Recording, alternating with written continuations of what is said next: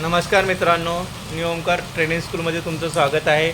मी तुम्हाला आज पार्किंगचा सिम्बॉल दाखवत आहे. इथे एका ठिकाणी लेफ्ट साईडला ॲरो दाखवलेला आहे, राईट साईडला ॲरो दाखवलेला आहे, दुसऱ्या ठिकाणी दोन्ही साईडला ॲरो दाखवलेला आहे.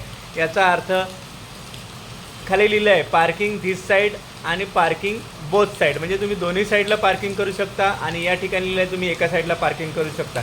काही ठिकाणी तारखा लिहिलेल्या असतात 1, 3, 5 अशा पद्धतीने तारखा लिहिलेल्या असतात किंवा 2, 6, 2, 4, 6 अशा तारखा लिहिल्या असतात. म्हणजे ज्या तारखेला तुम्हाला तिथे तारीख दिली आहे त्या तारखेनुसार तुम्हाला गाडी पार्किंग करायची आहे, नाहीतर तुम्हाला दंड बसू शकतो.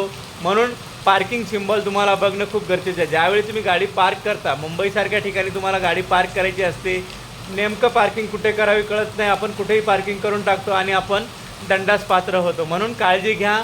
पार्किंग करताना पार्किंग सिम्बॉल कुठे आहे तिथेच पार्किंग करा. नमस्कार.